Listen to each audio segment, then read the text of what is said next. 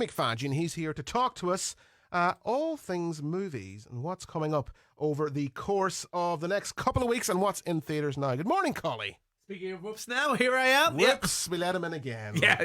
One of these days you'll change the code to the door. But it's great to be back and on a day made for the cinema, if ever there was one. Welcome to summer in Donegal. But also, you know, it's always good when we've some fun stuff to talk about, and we definitely have this month. Now, last month, Rory, you might remember, I was very positive, and we were talking about The Fall Guy that didn't really find an audience. It did okay. And then I was saying, Furiosa, that's great. Did okay. Both of them, and only did all right. And there was big articles all over, papers all over the world going, end of cinema, box office, terrible. And then Bad Boys 2 came, or Bad Boys 2? Bad Boys Ride or Die, which I don't like saying. Let's call it Bad Boys 4. Four. Oh, right. Here. Okay. And it came out and I watched it and I thought, that's good fun. But I don't know. It does nothing original. I don't know. Whatever happened to just numbering movies? Why does every movie now, every sequel seems to have some sort of a subtitle? Well, nearly all of them, it's because they're afraid people won't go and see it because they go, I haven't seen the first, I haven't seen 3, I haven't seen 4. Famously, The Madness of King George III, the play had to be called The Madness of King George because they were afraid people in America wouldn't say, well, I haven't seen the first 2. I can't go and see it. Okay, true story. Fair enough. But okay. So Bad Boys, and I went to see it and I thought it was the epitome of a Ron Seal movie, you know, it does exactly what it says in the tin. And I went, I probably won't remember this. And it's been huge, Rory. And maybe that's where I got it wrong. It is maybe doing huge numbers because it does exactly what it says in the tin. People go, I want Will Smith to be quite funny while looking cool shooting things. Martin Lawrence to be even funnier. Yeah. A story that makes pretty much no sense. And there's going to be fast cars and they're going to be driving around Miami and it's going to be some pretty ladies. Like, I actually timed it. It's 52 minutes before they arrive in the sort of, let's call it a burlesque club, right? You know, it ticks all the boxes of these sort of movies that you'd imagine. And people are really enjoying it. And as I said, I did enjoy it. But I thought, I don't think this moves the dial. It has had packed houses for the last 2 weeks. And I also think the thing about Will Smith was, you know, very much, you know, persona non grata for a while. I had to be in the penalty box for a bit.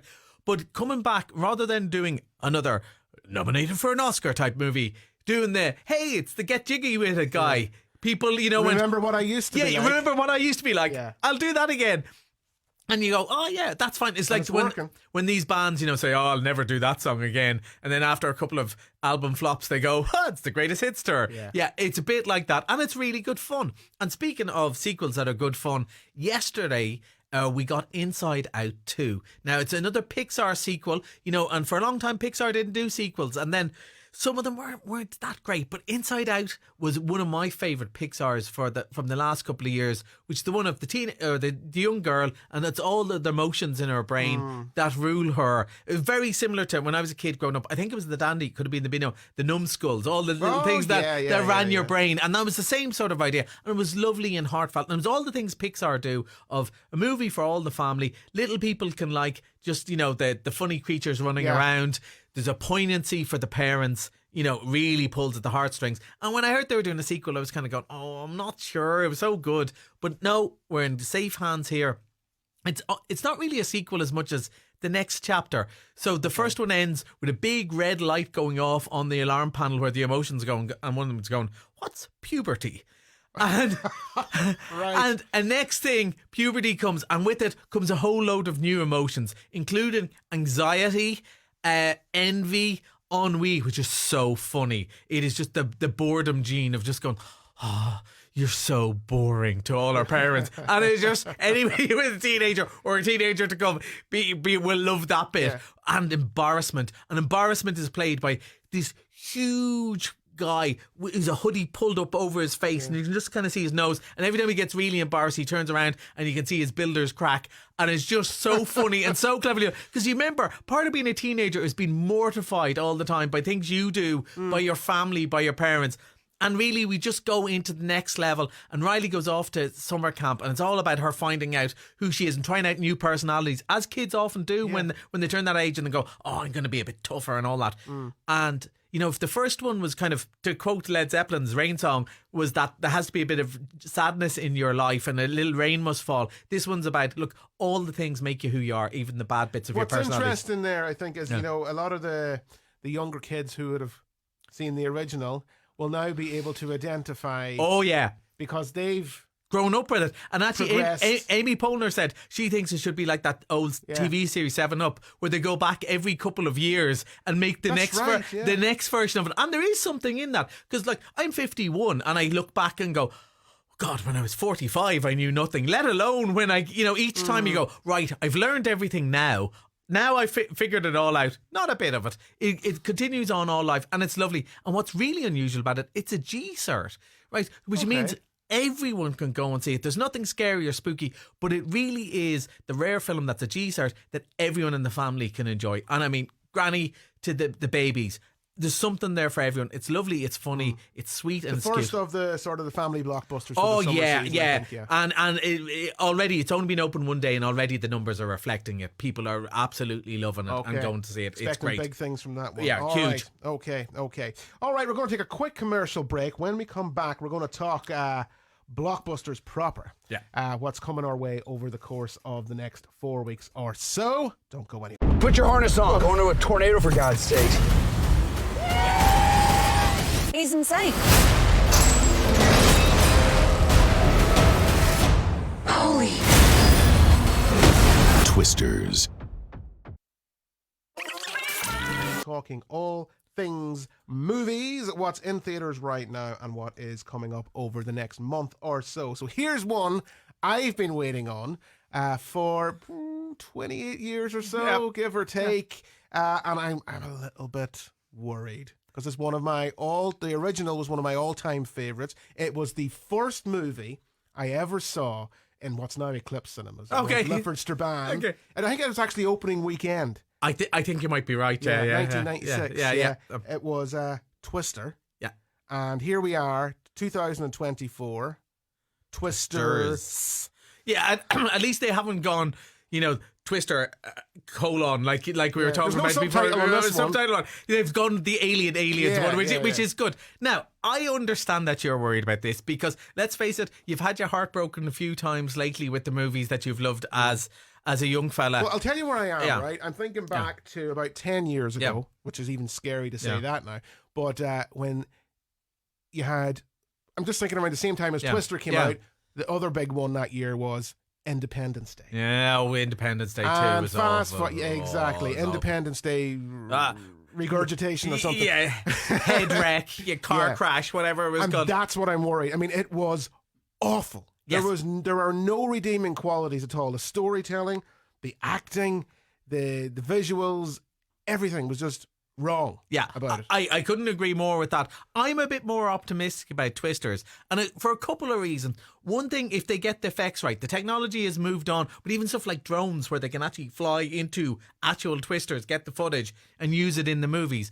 But even when you look back at Twister, one of the things was there were very good actors in it, but they weren't particularly renowned. Okay, Philip Seymour Hoffman was in it, but he wasn't there at that point. No, he wasn't. The two big names, you had Bill Paxton and Helen Hunt, who weren't big names. Helen Hunt was a TV star, and Bill Paxton was a sidekick in movies. He really wasn't a lead actor. That's true. Actually, now you've got Glenn Powell, who's done very well in a few movies, but hasn't been in a massive movie yet. Probably best known for some people, the sidekick in Top Gun.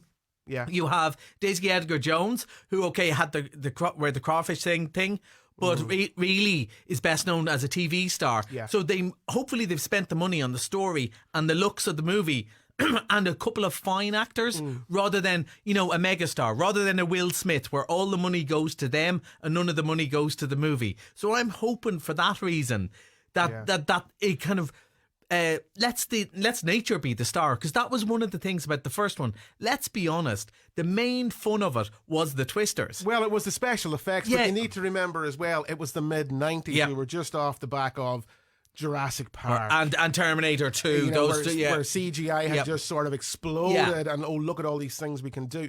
Now 24 years or 28 years later, it's like just another. What concerns me is from the trailers that I've seen is that it looks like a rehash of the original story. You have a group of storm chasers, they're in it for the science, and then you have the group of rival storm chasers who are in it for the money. But one thing I would say is, in the era we live in now, with YouTube prankers and stunt makers and people, Instagram people, this is the sort of thing that is happening now. We had those people, the influencers going to Chernobyl to film themselves. We had the guys running onto the pitch during the Champions League final as stunts for social media. So in some ways that bit's more relevant than ever. There would be Egypts. Possibly, yeah. I am sure if we go on Google now, there's an Egypt there who goes and films himself in front of twisters. I'd love to be one of those. Yeah. I'd be the science guy. I'd be the science nerd with the glasses going, no, Rory, you can't do that. And I'm just the liability. Yeah. Fair enough. Folks, if Hollywood is listening, Twister 3, both myself and Rory Farrell, you're available, are you? You're available. Yeah. Talk to our agent, phone Liam here at the stage. But no, I think it might be fun. And I'm also quite happy that it's a sequel, but not a direct sequel, in that, nature has continued in the last 28 years, and we're not going to have to worry about, they've had to do a bit of work on your man's face, haven't they, to get him to look young again. So I'm hoping it's good crack. Okay. So time will tell. Yeah. That's out mid-July. Mid-July. So by the time I'm back next month, we should be talking about who's right, me or Rory. Yeah, okay. We'll certainly look forward to that one. All right, finally, A Quiet Place. A Quiet Place. This is the prequel. And again, a movie that was a surprise hit, really, because at the time, Emily Blunt was a biggish star, but it probably hadn't opened movies on her own. John Krasinski hadn't directed a movie before. And suddenly, just the idea of aliens where you can't make any noise. So a movie with no sound. And what an effect was. And I remember watching it in the theatre, and it's so quiet, and everyone's afraid to make, and people are opening the popcorn, and there's a rustle, and the aliens will get us. And that's when you know a movie is working. Yeah. When you suspend, you're sucked right into sucked right in. And again, this trailer, and this is going to show us, because the movie starts, the aliens are already there. We're living in a world where people are having to coexist with the aliens, really. Whereas this is the original attack. So it looks fun. And again, maybe, for teens for the summer, something a bit more that they can get their teeth into. A bit scary, very clever. The first two movies were really, really clever. So I'm hoping they make this. It was original storytelling. Yeah, it was original storytelling. And there's a lot more story to tell, because, the thing with this one, it's all new characters, just in a different place, because the aliens obviously attacked over the world. So we're just going to a different place. A different quiet place. A different quiet place and fine actors. So fingers crossed for this one. Okay, good stuff. A text in here says, Rory, I remember the opening weekend for Twister 28 years ago. It was actually the weekend the cinema opened in Lifford. Twister was sold out. Sorry, I was there. Yeah. So we went to the film next door and Screen 2, and we could hear the noise of the Twisters coming through the walls because it was so loud. Okay. So there you go. Hopefully they've fixed the wall since. Yeah. Very good. Listen, Collie, we have to leave it there. Thanks so much for coming in and joining us. We will see you next month sometime in July, post-Twister. Yeah. Post-Twister. So thanks so much for coming in to join us this morning. 6 minutes to midday.